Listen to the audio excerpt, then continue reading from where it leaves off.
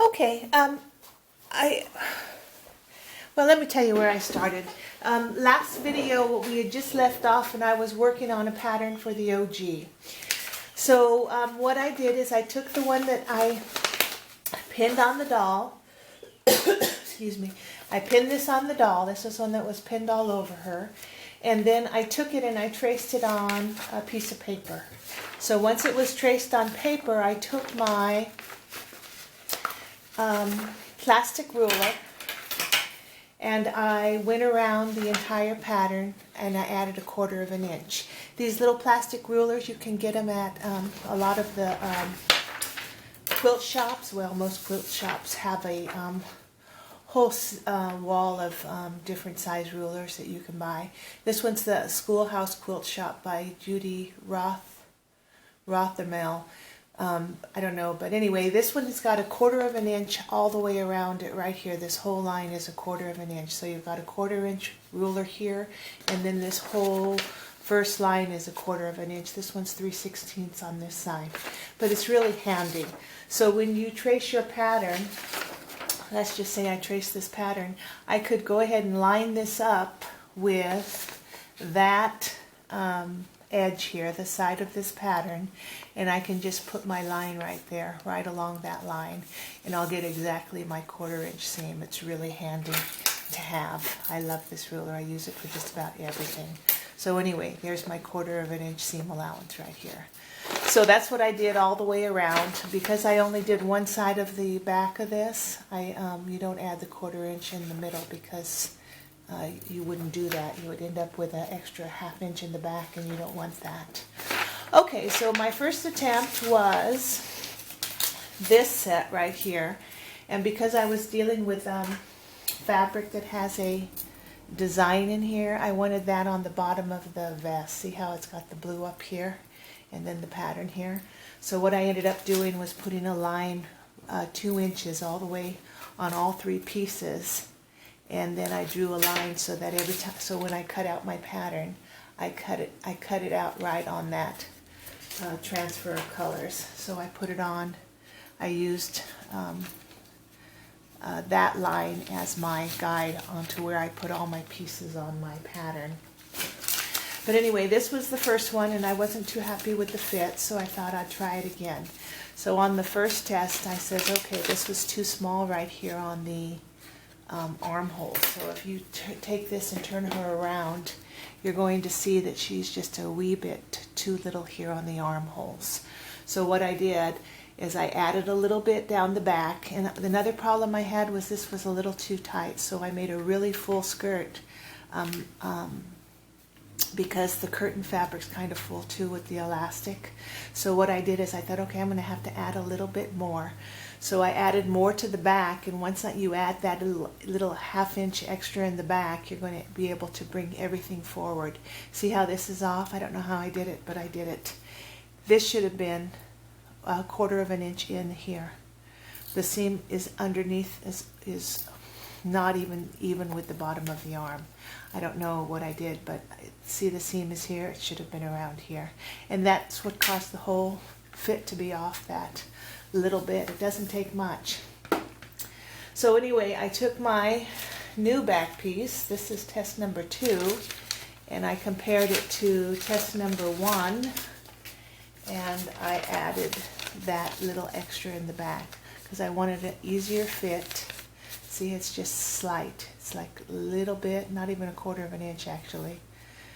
Maybe it's 1/4 of an inch. No, probably not. But I added in extra here. You can't really see, but I added in extra here, and I added a little bit on each side to give it just a little bit more room. Okay, so that's where that is. So this is test number 2, test number 2, test number 2. So that's test number 2. Okay, so let me put a pin in here because this is the one I might send out if it turns out good. Okay, so let me put all these papers away, and we will get started sewing.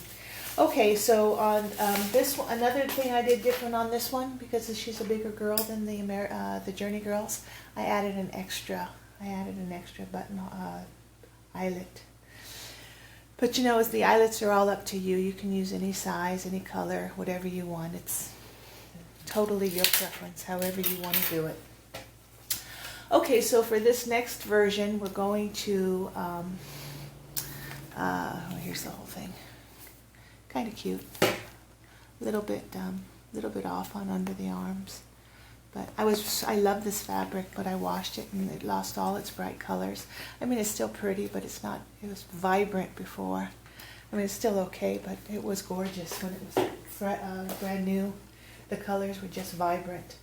Okay, so for the test number 2, I'm going to use the fat quarter from Walmart, the owls. You've seen this. I've seen a lot of clothes made out of the owls. It's so cute.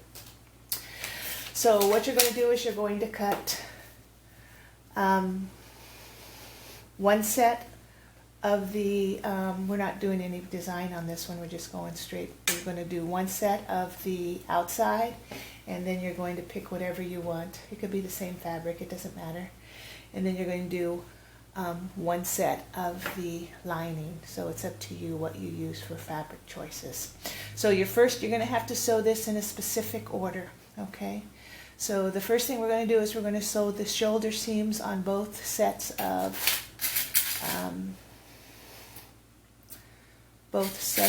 the material, the owls and the pink. I'll just call that the owl and the pink, or the inside and the lining. This is just plain, I think this is just, I forget the brand name, but it's just the Walmart plain colors. So we're going to sew this shoulder seam and this shoulder seam. I've got a guy coming this afternoon anytime now for the, he's going to do a checkup on our furnace. So I may have to stop right in the middle of something, but hopefully not. Okay, so shoulder seams on. We'll just say lining and owls. Okay, all your seams are going to be 1/4 inch.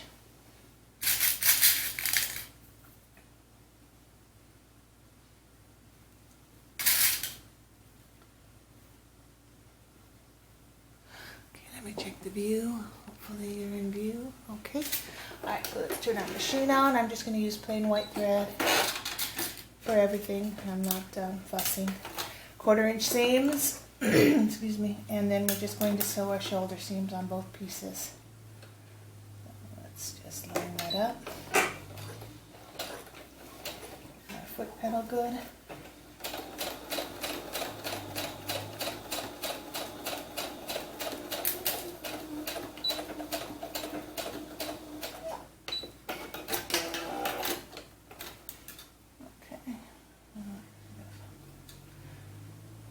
A little bit, okay, so there's one.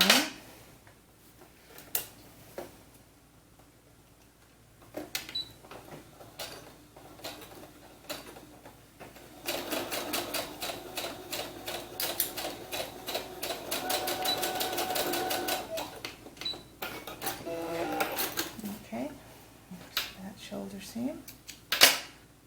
Okay. Alright, looks good. Let's do the pink side. I'm just going to use white thread on everything. I'm not going to fuss.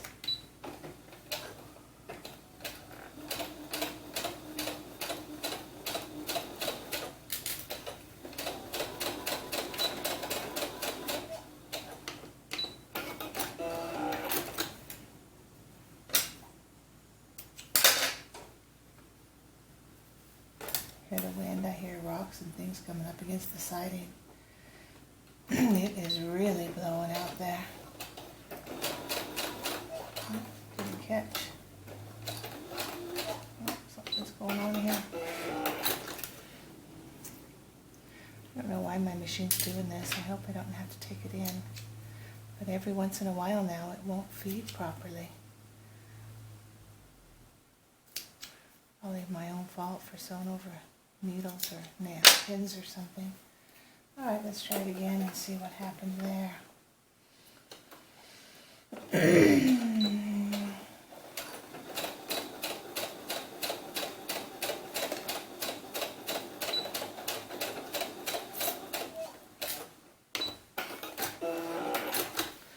I opened up the cover and I had some little pieces of thread caught in the cutter, and I thought, well, maybe that's what's causing this.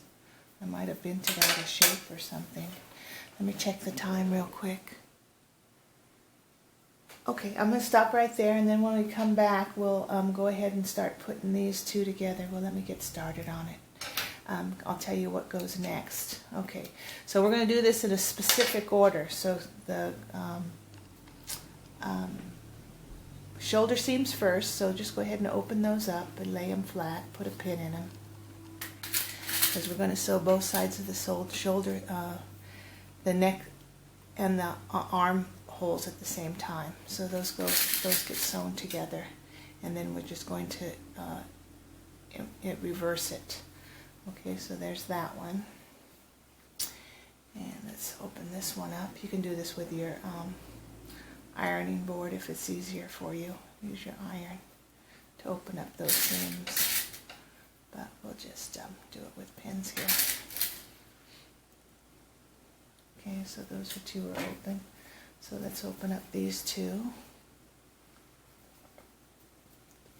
Flatten those seams out. Put a pin in it.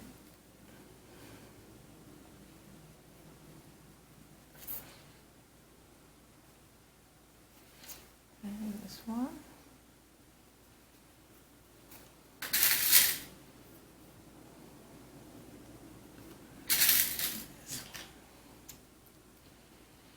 Okay, now if you're going to be using really fine fabric, really thin fabric, like I did with that old curtain fabric, you're going to want to have to use some kind of, you're going to want to iron a little stabilizer where your eyelets are going, otherwise you're going to end up with a problem. Okay, so let's put our right sides together, and we are going to pin everything together. Okay, so here at the neckline, we're going to go down the front. I'll do some stabilizer for you too, so you can see exactly what I mean. You're only going to need a tiny little bit, and you're going to sew it to you're going to iron it to the lining, and that will give you just the amount of stabilizing you need to hold a good grip on those eyelets when they go in. You can do it without it, but the chances of the eyelets staying put are slim. If your fabric's really thin.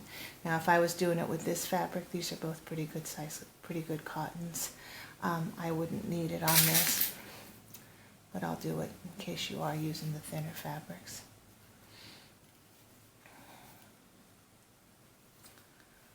Okay, so I'm just going to keep going around and getting this all pinned up. I'm going to pin the armholes, and I'm going to pin this whole outside because we're going to line that up.